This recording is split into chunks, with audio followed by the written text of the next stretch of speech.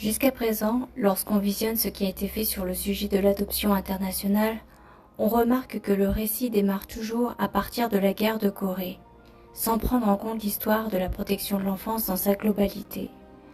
Or, si l'on veut vraiment comprendre ce sujet et toutes ses implications, je pense que mon travail peut apporter un nouvel éclairage. Alors revenons aujourd'hui au dernier point concernant la division des secours pendant la guerre de Corée.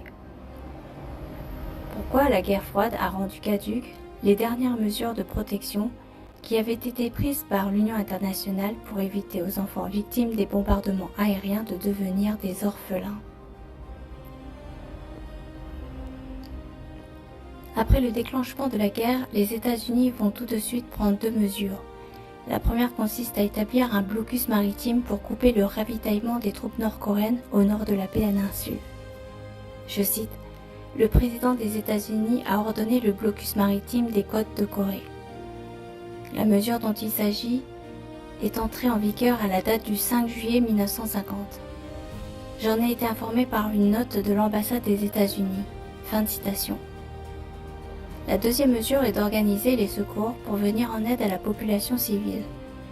Dans la perspective d'empêcher la propagande communiste de se répandre au sud de la péninsule comme une traînée de poudre, les Américains s'empresseront dans un deuxième temps de prendre à charge l'organisation des secours aux populations civiles qui est normalement du ressort de la Croix-Rouge internationale. Je cite, « Le 29 juillet 1950, la délégation américaine s'est entretenue avec les délégations françaises, britanniques et norvégiennes en présence du secrétaire général d'un projet de résolution qu'elle souhaiterait vivement voir adopté par le Conseil de sécurité dans sa séance de lundi 31 juillet, par crainte de ne pouvoir le faire aboutir en la présence et sous la présidence du représentant de l'URSS, à l'effet d'organiser l'assistance médicale et matérielle à la population civile coréenne éprouvée par la guerre. Un projet de résolution actuellement en cours de rédaction au département d'État doit être adressé ce soir ou cette nuit simultanément à toutes les délégations des nations représentées au Conseil de sécurité et aux ambassades des États-Unis auprès de ces nations pour une communication immédiate à leur gouvernement. Ce texte tendra à demander à tous les gouvernements des Nations Unies toute l'assistance matérielle et médicale possible en faveur de la population coréenne. Cette assistance devant être mise à la disposition du commandement unifié, responsable de la détermination des besoins de l'organisation générale et de la mise en œuvre pratique des mesures d'assistance et de la distribution des secours, étant entendu que le commandement unifié devra agir en étroite coopération avec le secrétaire général et le consulter obligatoirement pour la réalisation de ce programme. Le Conseil économique et social serait chargé de presser les agences spécialisées et les organisations non gouvernementales de collaborer à cet effort d'assistance et d'envisager une aide économique à long terme en faveur de la Corée. Triv Lee n'a pas spécialement insisté sur les prérogatives du secrétariat général en la matière. Il a surtout souligné l'importance politique qui s'attacherait à ce qu'un vote unanime, ou tout au moins quasi unanime, si la Yougoslavie, l'Inde et l'Égypte ne pouvaient être persuadés de voter pour cette résolution, va montrer à l'opinion publique mondiale que c'était les Nations Unies qui prenaient à leur compte l'assistance immédiate et, le moment venu, la réhabilitation pacifique de la Corée. Il a exprimé sa crainte que l'URSS ne se serve de son droit de veto contre cette résolution, surtout si, comme il est possible, elle s'apprête à faire proclamer un gouvernement coréen populaire étendant son autorité à l'ensemble de la péninsule et qui devrait selon elle être le destinataire de toute l'assistance donnée à la Corée. Une des questions que le département d'État n'avait pas encore résolues cet après-midi portait sur l'opportunité de mentionner expressément dans son projet les résolutions des 25 et 27 et 7 juillet du Conseil de sécurité. Une telle mention pouvait empêcher les États qui se sont abstenus de voter ces résolutions de voter également cette quatrième résolution consacrée à l'assistance. Mais le souci de faciliter l'action du gouvernement américain en cette matière au regard du Congrès le portait néanmoins à maintenir cette mention.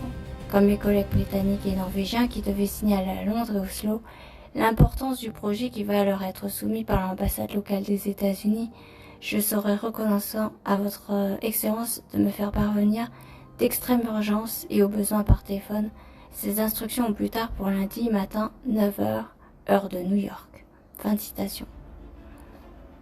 Suite à la nomination des Américains à la tête des opérations de secours, la plupart des pays de l'ONU vont leur prêter assistance sanitaire, comme c'est le cas de la France pendant toute la durée du conflit coréen. Télégramme datant du 5 octobre 1950. Le gouvernement français est prêt à mettre à la disposition du commandement unifié, dans un délai n'excédant pas 15 jours, les quantités de produits pharmaceutiques mentionnées dans le télégramme suivant. Au cas où les Nations Unies auraient déjà reçu d'autres pays des offres couvrant la totalité ou une partie de ces médicaments, nous pourrions remplacer ceux-ci par d'autres figurant sur la liste du secrétaire général, à l'exception pourtant des produits d'une conservation difficile comme certains vaccins ou de ceux qu'il nous faudrait acheter à l'étranger. Mais le délai de livraison serait alors porté à 2 mois. J'attacherai au prix à connaître la manière dont le secrétaire général envisage la question du transport de ces médicaments. Fin de citation. Les missions d'aide orchestrées par le commandement unifié américain ne s'arrêtent pas simplement à la protection des civils coréens, mais elles concernent également le financement de la reconstruction et l'unification du pays. Dans un courrier adressé au ministère français des Affaires étrangères et des Finances, voilà ce que l'on peut lire. Courrier daté du 30 septembre 1950 et adressé au ministère des Finances. Je vous avais indiqué que l'évolution de la situation militaire en Corée allait poser prochainement dans son ensemble le problème de la reconstruction de ce pays. Notre représentant permanent auprès des Nations Unies vient en effet de me faire savoir que la question sera évoquée devant les Nations Unies sous 2 formes. Premièrement, en attendant la mise sur pied d'un organisme d'assistance permanent, les secours immédiats seront assurés grâce à des contributions volontaires et à des dons en nature, médicaments, céréales, etc. Le secrétaire général attirera l'attention de l'Assemblée sur la nécessité pour les États membres d'accroître ces prestations, dont la valeur atteint actuellement 13 millions de dollars par mois environ. Deuxièmement, un programme complet de reconstruction sera établi par le Conseil économique et social, qui se réunira mardi pour mettre au point un mécanisme administratif et financier. En ce qui concerne le financement du programme, les délégations américaines, canadiennes et australiennes défendront vraisemblablement le système des contributions obligatoires basé sur le montant du revenu national de chaque pays et payable en biens, services ou monnaie inconvertible en dollars à la convenance des gouvernements. Néanmoins, les États-Unis se déclarent d'ores et déjà prêts à assumer 60% des charges et il est permis d'espérer qu'ils accepteront de verser jusqu'à 80% du total. Une conférence générale réunie avant la clôture de l'Assemblée enregistrerait dans son acte final la participation de chaque pays. Aucune évaluation n'a encore été présentée en ce qui concerne le montant de l'acte qui serait ainsi accordé à la Corée. C'est semble-t-il le commandement unifié qui sera chargé de la fixer. Toutefois, la délégation américaine avance des chiffres variant entre 100 et 250 millions de dollars, ce qui, au cas où serait adopté le système de la contribution obligatoire, entraînerait pour la France une participation comprise entre 4 et 1 million de dollars. Dans une nouvelle communication, M. Cheval me fait savoir que le commandement unifié semble avoir évalué les besoins de la Corée à 257 millions de dollars pour 1951, 200 millions pour 1952. Bien qu'aucun chiffre n'a encore été avancé en ce qui concerne l'année 53, la délégation américaine n'en estime pas moins que le programme devrait se poursuivre jusqu'à cette date. Fin de citation.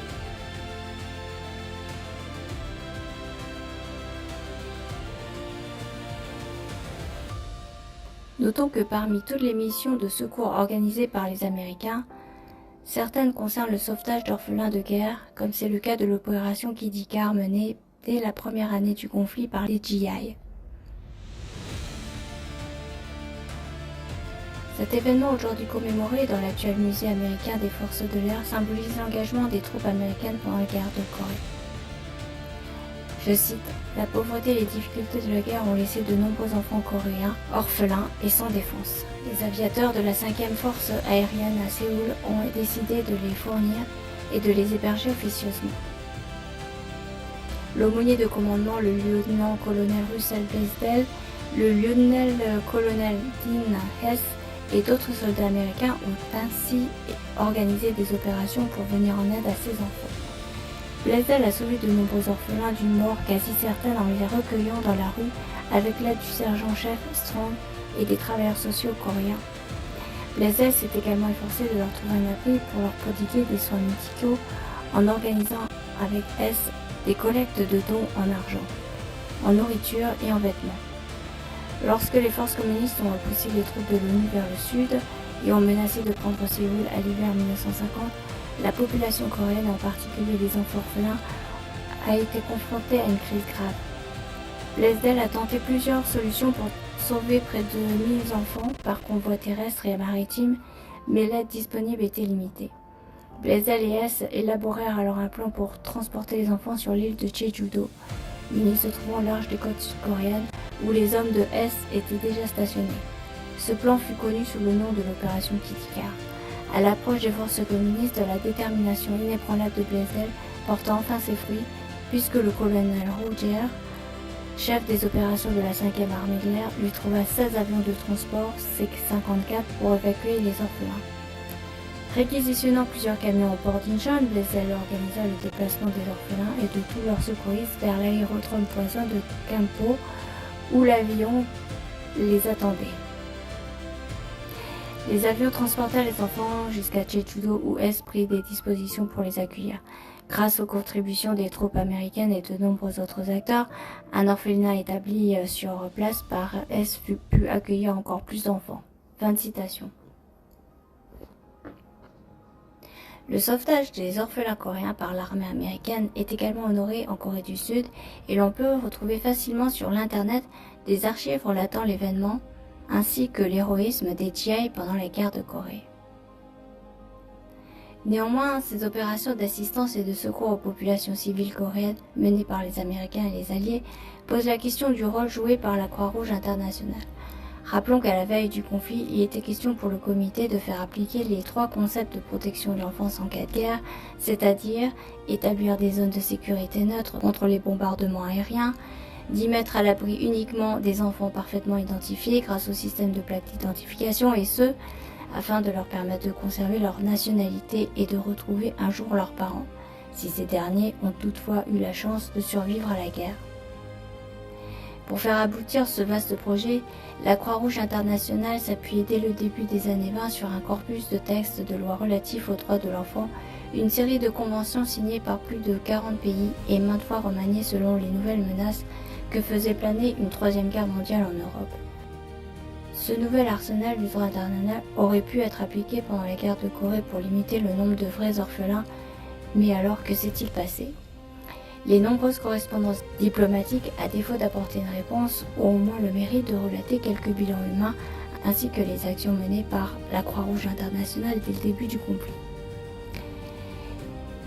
Je cite, « Le 5 novembre 1950, le ministre sud-coréen de la Santé publique annonce que les premières pertes enregistrées de la population civile se trouvant au sud du 38e parallèle depuis le début des hostilités s'élèveraient à environ 109 000 morts, 89 000 blessés et 10 000 disparus, ainsi que 10 000 personnes qui auraient été emmenées de force par les Nord-Coréens après avoir incendié et détruit environ 325 000 maisons. » Fin de citation. Lorsque la guerre de Corée débute, la Croix-Rouge internationale active son réseau mais se heurte très vite à la Corée du Nord qui va remettre en question sa position de neutralité. Je cite, « Dès le début du conflit coréen, Paul Rüger a activé le réseau international de la Croix-Rouge pour pouvoir organiser les secours d'urgence. Dans un même temps, son administration a été chargée d'envoyer des représentants en Corée du Nord et en Corée du Sud. Dans la perspective de faire appliquer les principes de la Convention de 1949, des courriers sont adressés aux Croix-Rouges nord- et sud-coréennes, leur rappelant la position de neutralité adoptée vis-à-vis de tous les civils coréens. Au départ, la Corée et les États-Unis ont accepté de respecter les principes propres aux conventions de 1929 et de 1949. Les 3 représentants des armées, c'est-à-dire le général Kim Il-sung pour la Corée du Nord, le président Hee Sung-man pour la Corée du Sud et le commandement américain, avait signifié par écrit cet engagement. Fin de citation. Mais selon une correspondance datée du 17 juillet 1950, la première ambulance suédoise qui est envoyée en Corée du Sud pour secourir les blessés est le fruit d'un partenariat entre la Croix-Rouge internationale et l'ONU. ce qui ne va pas échapper au dirigeant nord-coréen Kim Il-sung. Je cite, « Une réunion comprenant des représentants de l'état-major général du service de santé, de l'armée et de la Croix-Rouge s'est tenue avant-hier chez le ministre de la Défense nationale pour étudier la possibilité pour la Suède de contribuer à l'action des Nations Unies en Corée par l'envoi de services sanitaires.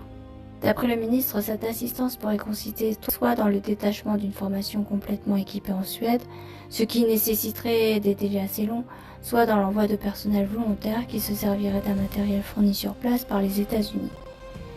Une nouvelle réunion des services intéressés doit se tenir pour mettre au point la question. » Fin de citation.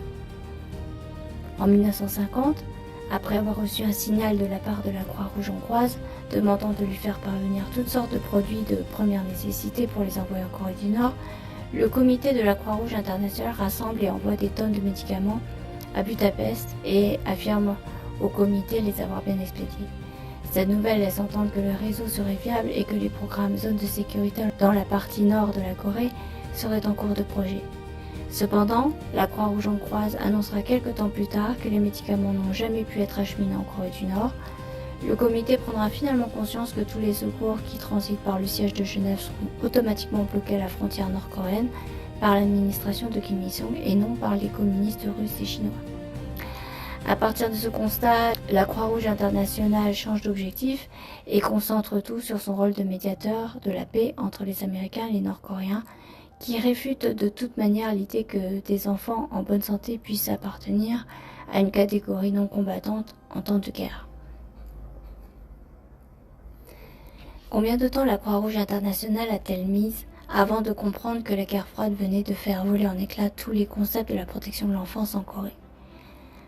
À partir de 1951, les Chinois et les Russes commencent à émettre sur leurs ondes des programmes contre les Américains, les incriminant dans une guerre bactériologique qui dévasterait les armées nord-coréennes. Malgré ces allégations, la Croix-Rouge internationale tente toujours d'obtenir auprès des autorités russes et chinoises les visas d'entrée en Corée du Nord afin d'y établir les fameux périmètres de sécurité. Cette requête échoue à plusieurs reprises à cause des suspicions nord-coréennes qui se traduisent dans les faits par une rupture de confiance entre le comité de la Croix-Rouge internationale et les Croix-Rouges des pays affiliés au bloc communiste. L'opinion internationale est à ce moment abreuvée des atrocités commises en Corée dans l'un et l'autre camp. Cette querelle médiatique de désinformation va définitivement saboter le travail de communication des réseaux de l'ancienne Union internationale de secours aux enfants. Les enfants coréens dispersés par les bombardements aériens deviendront automatiquement des orphelins, sans aucune chance de retour. C'est ainsi que la figure des orphelins de guerre coréens est instrumentalisée par toutes les presses du monde partisanes. Certains journalistes français, comme Robert Guillain, tenteront toutefois d'offrir un autre son de cloche en décrivant de manière plus neutre les enfants coréens soldats, à la fois pour le Sud et pour le Nord, comme étant les principales victimes d'une guerre importée et idéologisée. Suite aux allégations communistes, la Croix-Rouge internationale crée des commissions d'enquête composées d'experts venant des pays neutres et perd de vue le sort des enfants coréens. Dans son bulletin, le comité de la Croix-Rouge internationale se limite à décrire ce qu'il a fait pour ramener le calme sur la péninsule coréenne, c'est-à-dire organiser l'échange des prisonniers de guerre. Le 38e parallèle a déteint sur toutes les perspectives de la Croix-Rouge internationale à partir du moment où ses antennes affiliées au bloc communiste ont cessé de relayer ses actions. La Corée du Nord saisit cette opportunité pour imposer ses conditions de cessation de feu et fait du comité un acteur majeur pour parler entre elle et les Américains. L'échange des prisonniers de guerre qui se tient à la fin du conflit 1953 devient donc l'unique moyen de mettre les enfants coréens à l'abri. Mais une fois encore, la mission reste périlleuse car l'échange de prisonniers a été initié sans passer par les autorités sud-coréennes. Le rapatriement des prisonniers nord-coréens non communistes sera perçu par Sinmahi comme étant un acte de trahison de la part des Américains.